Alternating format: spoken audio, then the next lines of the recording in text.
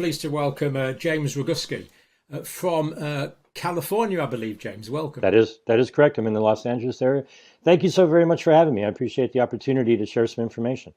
It's a very early morning for you, so thanks for getting up early for us. I've been talking to people all around the world about this. It is a worldwide thing, and so actually it's perfect timing. Let's get into it. Yeah, just tell us. So we're talking about the WHO treaty, the International Health Regulation. What is in a nutshell, James, your main concern here? My main concern is that they're negotiating under fraudulent premise that what is going on are three separate things really that we need to talk about. And before anyone should even think about changing international law, I think it would be really helpful if they stopped and actually, had a commission or an inquiry or an investigation to actually learn something from the last 4 years rather than just double down and multiply the mistakes and make it far worse by just plowing forward without learning lessons from all of the things that have happened over the last 4 years. Yeah. So the World Health Organization just going on trying to assume these more centralized powers without really learning the lessons from the pandemic, because a lot of people think the WHO didn't do that well through the pandemic, actually. And so starting out with the details of the different topics, okay, most people are absolutely completely unaware that last May, on May 27th, 2022, during the World Health Assembly, a set of amendments to international regulations were adopted. Okay, and along with that are rules in the international health regulations that every nation has 18 months to reject them. You could just send a letter to the WHO and say, no, thank you. But here's what the problem is, and it goes all the way back to 1948. Many people talk about, will this or won't this cause nations to lose their sovereignty? And they're missing the big picture. Sovereignty and power was shifted from Parliament or Congress or the Senate over to an appointed delegate in each nation. And so there is no connection between people and the people who are purporting to represent us. And so what has happened is a brand new bureaucracy was set up in 1948 or whenever any nation joined. And so people think, oh, well, I'm going to speak to my representative in Parliament or in Congress, and they're going to be able to do something about it. But way back in 1948, certainly in the United States, the balance of power or the checks and balances between the legislative branch and the executive branch got shifted. And so what people don't understand is the amendments that were adopted last year are not like a treaty. They're amendments to an existing agreement, and there will be no signature needed. There will be no vote in Parliament or Congress or the Senate. The structure of how this operates is it is assumed that you're okay with what your delegate agreed to unless you proactively reject them under Article 61 in the IHR. And so that is the opposite of what everyone has been talking about, because the treaty that they're talking about, which really I'm going to try my best to continue to call that a framework convention, because that seems where they're headed. They did a very similar thing in 2003 with the Framework Convention for the Control of Tobacco. But coming back to the amendments that were adopted last year, there's an 18-month period where every nation has the opportunity to just say no. And we've wasted 12 months. There's been just absolute silence. As far as I can tell, not a single politician anywhere in the world has spoken a word about it. So we do have 6 months left. And in Canada, in the UK, in Australia so far, good people have stepped up and put in petitions, because those nations do have a petition system.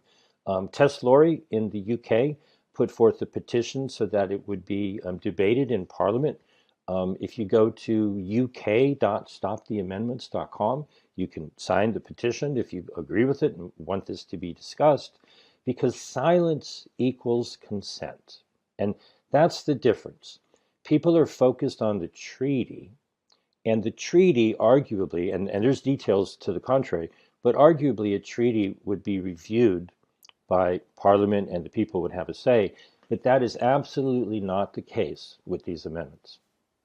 So the international health regulations that were actually approved on the 27th of May 2022, they'll come into force in 6 months' time unless someone actually stops them. What is in those that provisional set of amendments, James? I'll tweak that just a little tiny bit. The period to reject them is 18 months from last May, so that would be the end of November. They wouldn't actually come into force until 6 months after that, which would be May of 2024. And what that primarily did was there were a number of amendments that I exposed back in March of 2022 that the Biden administration had proposed. That document from the United States was completely ignored. It was not brought up for a vote or any such thing. But in the middle of last year's assembly, a number of nations, the United States, the European Union, and the United Kingdom, sponsored a different set of amendments. There were amendments to 5 articles, and the main important one was a change to Article 59 of the International Health Regulations, which would seek to shorten the time period that future amendments would then be, you'd have an opportunity to reject them or they would go into force. So the changes that are winding their way through this 18-month period would change that 18-month period down to 10 months. They had tried to get it all the way down to 6 months. They were negotiating. They said 9. They ended up settling on 10 months. So if that had been in effect for last year, we would have already missed the opportunity to reject them and time would have been up. They also changed the time period from 24 months to 12 months that it would actually go into legally binding effect. So they're tightening the schedule down for the next round of amendments. But the bigger issue, just to repeat, the time frame is important, and all of the details of the amendments that are being negotiated now are important, but it's important to understand that unelected, unaccountable, unknown delegates who meet in Geneva are empowered to make the decision, and then it is assumed that you're okay with it unless you proactively reject it. And it's not the people or the parliament who have the authority to do that. It's just whatever leader it is in your nation that has authority to communicate with the WHO. Now, in every nation, that may be different, but that difference is a cognitive problem. People have cognitive dissonance about, well, somebody's going to have to approve this. No, it's acceptance by acquiescence. Your silence is consent. If you don't say no, or rather, I should say, if President Biden doesn't say no, or if your prime minister doesn't say no, then it's just going to go through. And unfortunately, both the United States government and the UK government were the ones who sponsored this, and nobody ever told the people. And once these amendments come into force, I've had lots of people say, "Well, I'm not gonna follow these. I'm gonna skip out of these." But this will be legally enforceable, won't it? Well, again, now we have to separate so as to not get confused. The amendments that were done last year were not the all-encompassing problematic amendments that people have been talking about. The amendments last year primarily just shortened the time period that you would be able to reject them, and they would come into force faster. So let's like draw a line in the sand in our discussion right now. There are things that people can do in the United Kingdom. You could go to uk.stoptheamendments.com, sign a petition there. You can go to australia.stoptheamendments.com to sign the petition there. Unfortunately, you've missed the opportunity to go to canada.stoptheamendments.com, but they only needed 500 signatures, and I think they got almost 19,000 in 30 days. In the UK, you need 100,000 because you have a larger population, and it would result in a public discussion of this amendment situation. So now moving forward into the second issue, which are the amendments that were um, first made public in mid-December, but I'd like to rewind just a little bit to give the explanation of how this all came to be. Last May, in addition to adopting the amendments that we've been discussing, the World Health Assembly also adopted a plan to encourage other nations to update the international health regulations. And so they said to all the nations, by September 30th, please submit any proposed amendments. So on September 30th, or a little bit thereafter, a couple of nations were late, there was 197 pages of proposed amendments. They tallied them up. There were 307 specific amendments to the international health regulations. They pretty much kept that completely secret until mid-December. And they revealed them in mid-December. I reported on it. People have learned about them. And so we're certainly not going to cover all 307 amendments, now. I hope we can cover some of them. But I think the question was, and correct me if I'm misremembering the question, what effect is that going to have? How is that going to be enforced? And, is it going to take away our sovereignty and so forth? Well, the actual answer to that is very similar to what we talked about before, with an added twist from Russia. Okay. And so the issue is the power to approve or disapprove them, or fail to approve them or reject them, has been taken away from the people and their representatives, and has been shifted to the executive branch in most governments. And so it's not the case that any of those amendments are going to be reviewed by Parliament or voted on in any kind of referendum or any such thing. The power was shifted back in 1948, and it was enforced again in 1969 when the international health regulations were agreed to. And so it's your executive branch of your government that will be required to enforce the agreements, or the obligations under the agreements. Now, this isn't normally where I start, but because it's your question, Russia proposed an amendment to Article 4 of the International Health Regulations. And you can dig up the 197-page document and scroll down to Russia, and you'll see that they, if the amendments were to be adopted, it would require the government of each nation to enact legislation, or that could come in the effect of a regulation from some ministry or agency, or it could be an executive order, however they might implement it. The nations would be obligated to enact legislation to have something called the International Health Regulations focal points, which I bet you didn't know you had one of those, John. Okay, every nation has a national IHR focal point, and their current job, their obligation, is if there is some kind of an outbreak in the nation, they are supposed to be in 24/7 communication with the WHO, and if there's a problem, and it could be a worldwide problem, if there's some sort of pathogen or a chemical spill or radiation leak or something like that, they're supposed to immediately alert the WHO and start the process of alerting the world.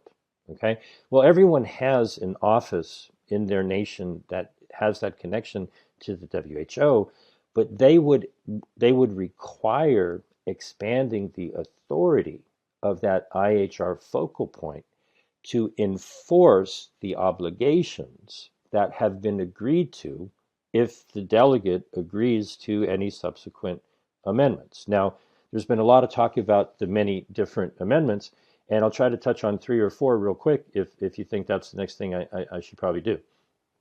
Yeah, no, I'd like to do that, but I mean, this is just incredible. So we've got decision makers in Russia working through unelected bureaucrats in the World Health Organization, working through unelected bureaucrats in the United Kingdom and the United States to enforce laws on you and me. That's the soundbite. Exactly. And so, some of the Incredible. some of the proposed amendments were jaw dropping. I still recall. Yeah, let's go for those, James, I please. was sitting right where I was sitting right now when I first read it, and I saw my jaw just hang open. I couldn't believe what I was reading, Yeah, but it's all in print. All I'm doing yeah. is pointing out, their documents.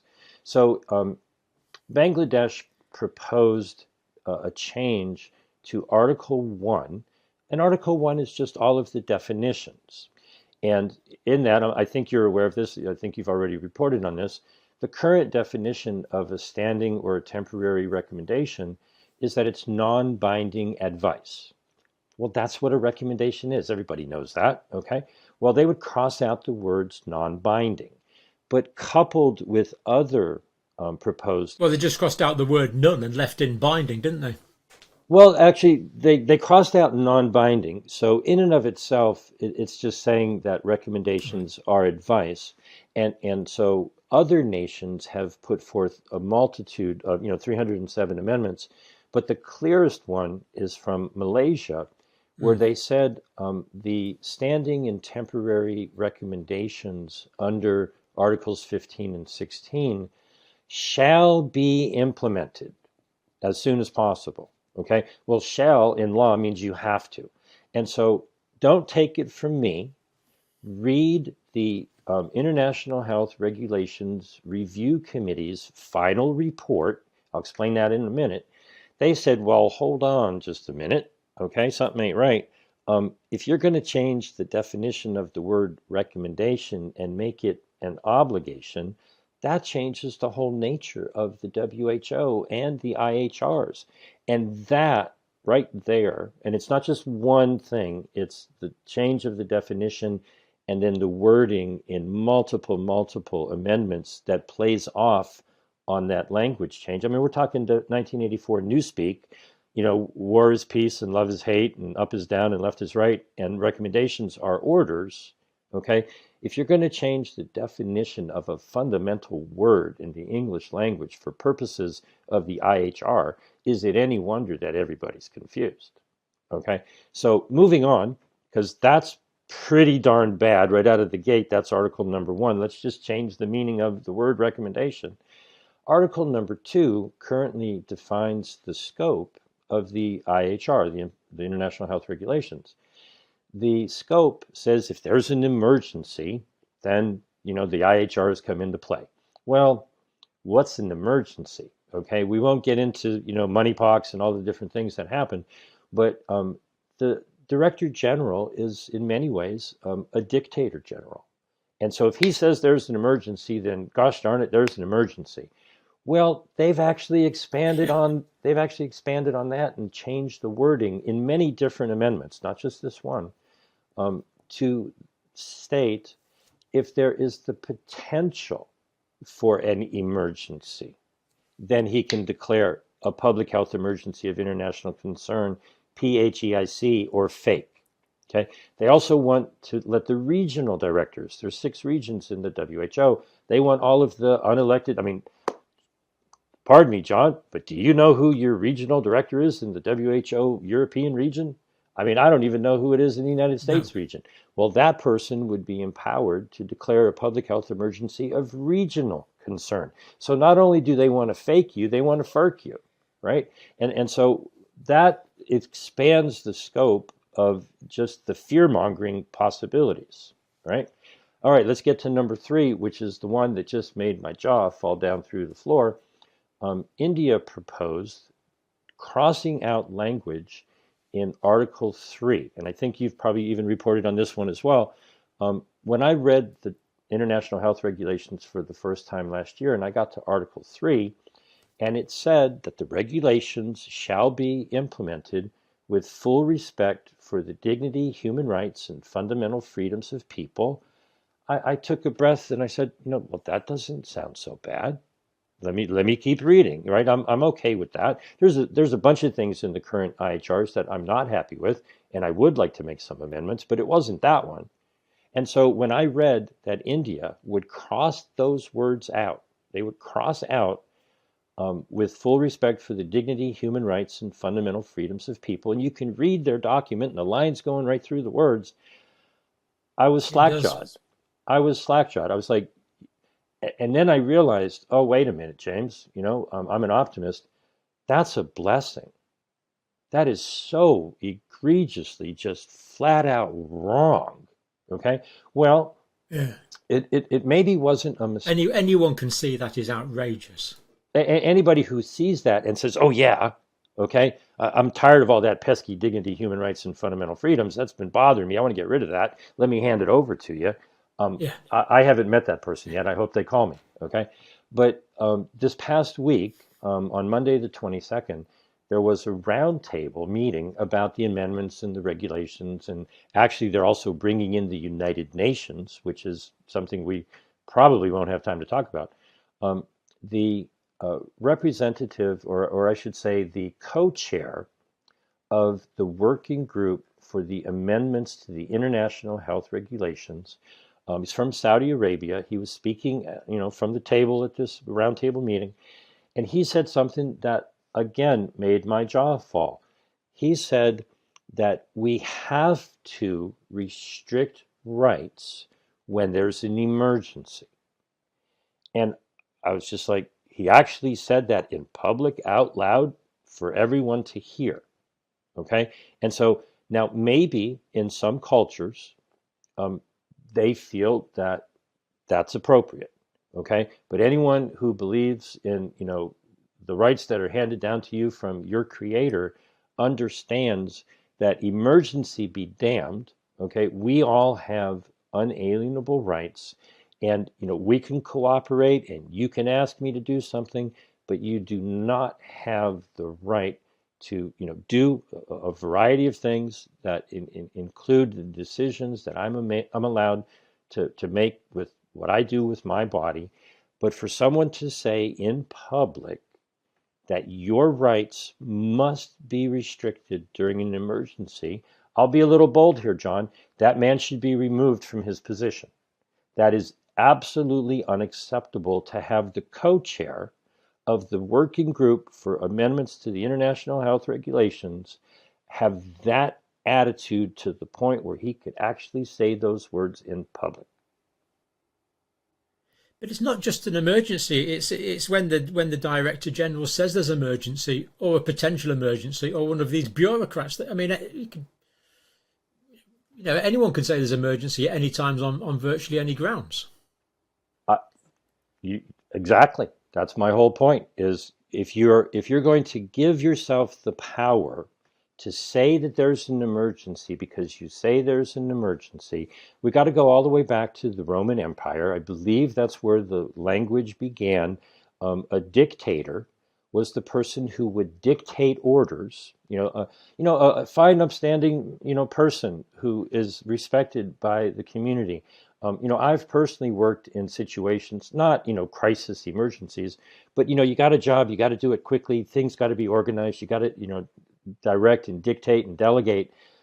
But you don't tell somebody to do something that's against their moral fiber. You don't tell them to violate their religious beliefs or do something that they feel the risk outweighs the benefit. You direct traffic, you dictate orders, you make things happen with respect, not dictatorial totalitarian control over what you do. And so the definition of a dictator comes from the person who's put in charge to dictate orders when there's an emergency. And so they seem to have realized that if they can keep an ongoing, permanent state of emergency, the United States, last time I checked, is operating under, I forget the number now, it's probably changed. It was over 40 states of emergency that have been declared, and they just keep renewing them. So the President of the United States has emergency powers for all of these many things. And then you wonder why your rights are being trampled on. Emergency or not, respect for human rights is a given.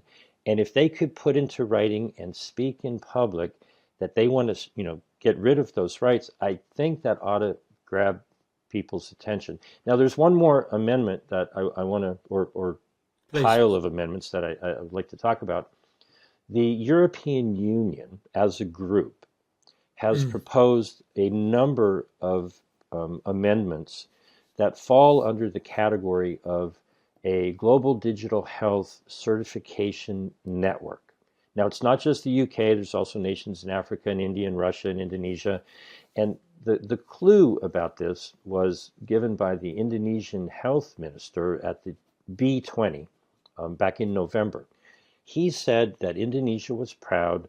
They wanted to put forth amendments to make it so that, and he proceeded to tell what I think are a number of lies. Okay, he said, well, you remember back in 2020 when we had to lock down the world. It's like, well, that was a choice. You didn't have to take that action. You're responsible for that choice. And then he said, well, that that hurt the economy.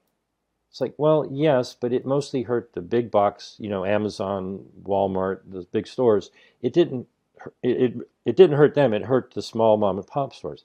Then he said, well, what we want to do is have a vaccine certificate, a prophylaxis certificate, a testing certificate, a recovery certificate, so that if you're properly vaccinated, which there's a question there, I'll just leave it at that, or if you're properly tested, which might even be a bigger question, then you can move around.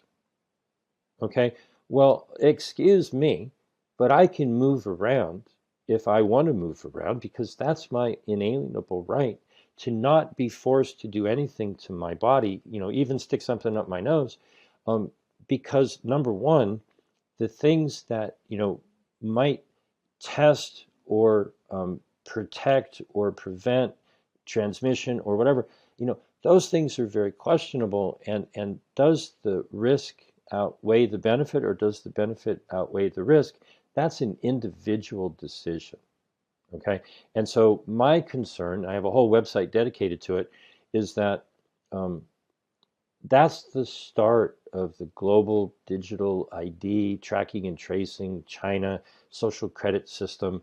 I actually have in my possession a little vaccine passport. My girlfriend traveled back in the 1970s, and this form is actually in Annex 6 of the International Health Regulations. They want to dramatically expand that and digitize it so that everybody gets a unique QR code. And before you book your flight, you're not going to be able to if your QR code gives you a red light instead of a green light. And with some of the things that we're going to talk about with the treaty, you might need one of those for your companion animal. If you're bringing your service dog on the flight, they're concerned with the One Health concept that, zoonotic transfer is treacherous, and that's where all pandemics are coming from. I'm not saying that they're implementing that yet for your pets, but that's the type of thing that they're talking about wanting to monitor. And so let's draw another line in the sand if we can, John. The amendments that are currently being negotiated, these 307 amendments from 94 nations, the United Kingdom did not submit any. To my knowledge, nothing. They may have been involved in the negotiations, but one might ask, if a nation did not submit any proposed changes to the IHR, wouldn't that mean that they thought that they were okay the way they were, unless they were cooperating with other nations, to do it on their behalf? To my knowledge, the UK did not submit, an initial batch of amendments. They did submit the ones last year, but where's the concern that all of the other nations are forcing these regulations on a nation that said, hey, everything's fine, leave it alone? Okay, so Just say something about the control of information and the definitions of disinformation that the World Health Organization are about to dictate to the rest of us, James. well, that's actually in the treaty. And so that's one of the areas where people get it all confused. Okay, there's one or two lines about that in the proposed amendments. So we'll transition just so everybody can compartmentalize in their mind everything we've been talking about so far. Okay, and this is what the petition in the UK and in Australia are about.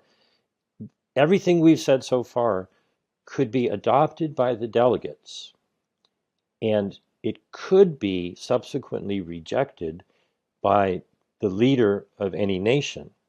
But the authority to reject the amendments has been taken away from Congress or the Senate or Parliament all the way back in 1948 and in 1969. So any discussion of the amendments, if somebody says, "Oh, Parliament will just, have a chance to weigh in on that," the only way to fix this problem really is to exit the WHO, because the authority has been granted. And in the United States, that's exactly what we're doing. You can go to exitthewho.com and see the legislation to revoke the entry, because that is where the transfer of authority went from the people and the legislature to the executive branch. Okay, now let's change the mindset and talk about the treaty. Okay, and it goes by many names. They have called it a convention, agreement, or other international instrument. Most people have referred to it as the Pandemic Treaty. They've been calling it the Pandemic Accord. I'm going to call it what I want to call it, because everybody's calling it what they want to call it. I actually downloaded the Framework Convention for the Control of Tobacco, which is a very similar something that the WHO put into place in 2003. And I was shocked at the similarity. It's like they cut and pasted the Framework Convention for Tobacco Control and started with that as a template. The layout, the font, the details of a lot of it, it certainly seems like they know what they're doing. They did it before, they cut and pasted it, they put it in place, and then they started editing it. Now, I don't know if they did that, but it certainly looks that way. And so a framework convention makes everybody's head hurt. It's like, what the heck does that mean? Okay. People know what a treaty is. Usually you have a war, and at the end of the war, you divvy up the territory and you end the war and you move on. Okay. A framework convention is a nefarious little thing in my mind. You find some language that you can agree to, and you make it so that people get into the agreement, but it's just a framework. It's kind of like a Christmas tree. You put a Christmas tree in your living room, and then you start hanging ornaments on it. Okay. Oh, well, let's hang this protocol on the framework convention. Well, when do you do that? You do that after everybody's agreed to the framework. Okay. Well, what if people wanted to put different ornaments than if you've envisioned how you would decorate your Christmas tree, and you go, yeah, let's get a Christmas tree. But then somebody comes in and starts putting different ornaments than you expected. You're like, wait a minute, that's not what sorry. Now here's the problem. What we discussed earlier is even worse in the treaty. You can read the first couple of pages of the treaty. It all sounds nice and wonderful. Sovereignty and freedom and equity and inclusivity and all that sort of thing. Don't fall for that. That's how they get you to not read the whole darn thing. You could read the body of it, and we could talk about how they want to do a pathogen access and benefit sharing program, where they want all of the pathogens and genomic sequences to be sent to the hub in Geneva.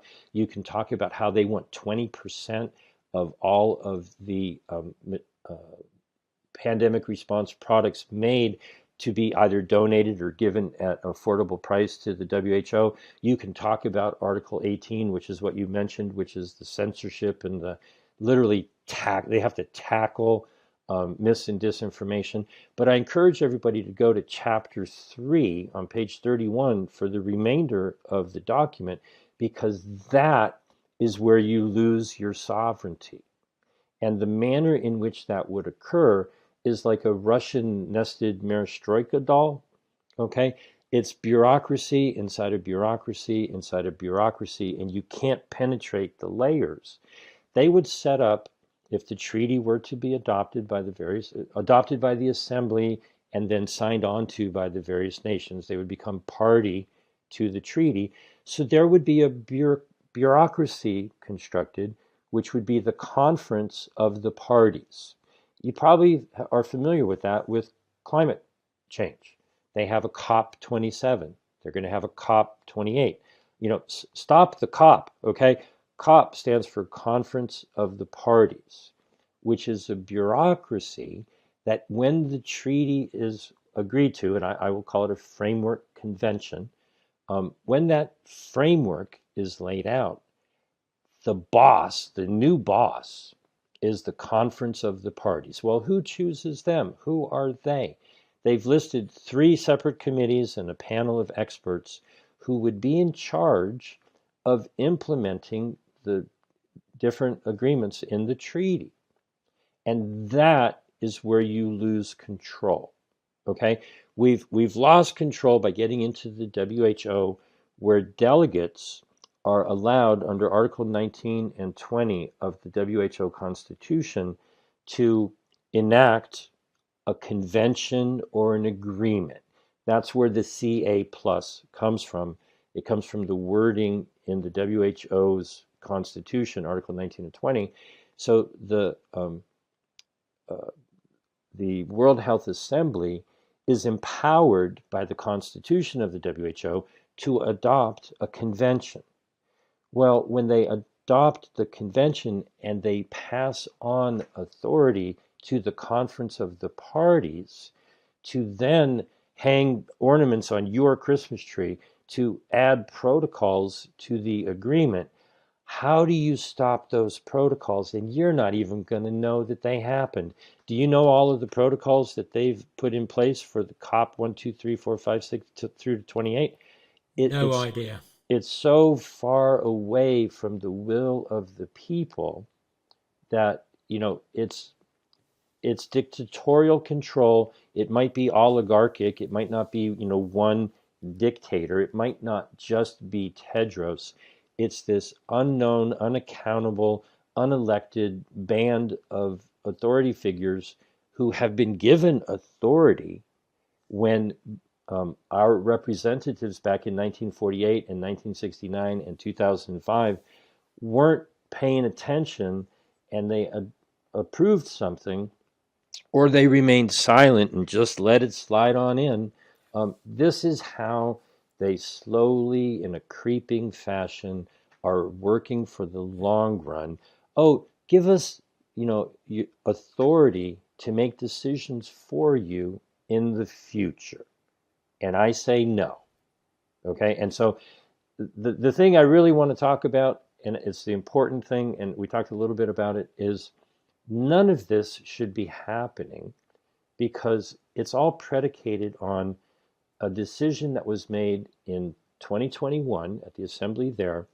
They decided to have a special session of the assembly in late November, December 2021. I'm going to guess most people didn't get a memo about that. You didn't get to weigh in with your delegate at late November 2021. What they ended up deciding was that, we need to have a treaty. Do we? Okay, well, nobody asked me, right? Well, if you can teleport yourself back to your mindset in late November of 2021, okay? We had a year of COVID, 2020, and then we had a year of jabs, and 11 months in, end of November, beginning of December, the attitude at the time, okay, and I can forgive anybody for any, information that they got that was, time sensitive or misinformation or incomplete or whatever, but the general zeitgeist, the general idea that was floating around at the time was, these jabs are great, and they're going to save the world, and we're going to get back to normal. And so Europe and Canada and America and Australia and New Zealand and other nations, they bought up 10 times what they needed. Okay? And so many nations at the time who were under the illusion that they were being shortchanged because they weren't getting enough, and it was being all kept by the nations who bought up 10 times more than they needed, they were upset. and they said, this isn't fair. We want equity. Okay. They felt they weren't being treated fairly because all of the other nations were hogging, what they thought was good stuff. Well, count your blessings and be careful what you ask for, because the fact that they didn't get all of those may have turned out to be a blessing. But the mindset that triggered the process to create a treaty has not shifted. They are still of the mindset, if anybody reads the bulk of the treaty, it reads to me like a venture capital prospectus. They're going to have um, um, um, a logistics network. They're going to have a pathogen access and benefit sharing system. What does that mean? PABS. What is PABS? Okay. Well, if you find a pathogen because you stuck something up somebody's nose, or you take a sample somewhere, or you do some genomic sequencing, share that. Everybody wants to have access to that information because that information is valuable. That becomes intellectual property, and you can monetize that. And so the benefits that need to be shared are all of the products that you can make because you've identified there's this scary proposed pathogen. Okay. Then they want the manufacturers to operate under, I'll go back to the amendments, Article 13A, they want the Director General to be able to create an allocation mechanism so that he could immediately determine upon the declaration of the potential of an emergency that, these are the required pandemic response products that he has determined are needed, and tell country A to make those products and ship them to country B. And so the other aspects of what they want to build out are a laboratory network. Okay. And so the problem that we dealt with was this case-demic idea of, well, let's do all this testing. The more testing you have, the more cases you have. Forget that they're asymptomatic and they may or may not be spreading anything. But let's scare the crap out of people because we did a test of your farm or your wastewater treatment plant or your chicken coop or your companion animal when you took them to the vet, or every time you go to the doctor, we got to do a test to see if, boy, the best place to find some of the hardiest pathogens are in the hospital. They've got all kinds of antibiotic resistant stuff there. And so, fear monger, fear monger, fear monger. They're building out what I call, I've stolen their acronym. My new acronym is PHEIC, fake. It's the Pharmaceutical Hospital Emergency Industrial Complex. They want money to flow as venture capital into building out this laboratory genomic sequencing, database management, surveillance network, so that they can scare the bejeebers out of everybody. There's no discussion of how do you make people healthier, how do you treat them when they're ill. This is venture capital. And again, the Indonesian health minister said the words out loud back at the B20. He was talking about what's now called the World Bank Pandemic Fund. It used to be called a FIF. So what he actually said is FIF, Financial Intermediary Fund. They get all of the nations, all of the large nonprofit organizations like Bill and Melinda Gates to put money into a big pile, and then they have intermediaries distribute it. Financial Intermediary Fund, the African Development Bank, the Asian Development Bank, so forth and so on, the WHO. And so the United States back in 2021 started the negotiations for this idea. In November of 2022, they announced it, and that's when the Indonesian health minister said, hey, everybody, he's talking to all the business people. The United States has started this FIF, this World Bank Pandemic Fund, as it's now called. It's ultimately going to be a $10 billion a year fund to build out pandemic response product manufacturing infrastructure. This is a great business opportunity, he said. Go invest. And so I don't give investment advice, but it sure looks like the growth industry is the industry that they use to scare the crap out of us. Let's go look everywhere for a pathogen, by whatever definition. Let's scare the bejeebers out of everybody. And oh, look at that. We've already made the products that you must have, because under the amendments, the recommendation to have those products is now an obligation, and you can't travel unless you get them. And so the documents, are intertwined, but the the things that the treaty would seek to do are not what a lot of people have attributed to it. Thus, the fact checkers give everybody a hard time. And so my take on it is, where's the after event review of, oh, we went along with what you told us to do, and that didn't work out so good. And the things that you said were things we should do proved to have much more risk than benefit. So did we learn anything? Well, apparently not. What they learned is that they had trouble controlling people in impoverished nations who didn't have the laboratories and the genomic sequencing and the testing, so they couldn't fearmonger as powerfully in poor nations. And they want to build out that pharmaceutical hospital emergency industrial complex so they can scare the crap out of everybody. And then they'll test your crap to see if you've got pathogens in your crap, in your sewage treatment plants. And oh, we found polio in the sewage treatment in New York, got to lock down, got to give everybody a shot. It's got nothing to do with the concern for people's health.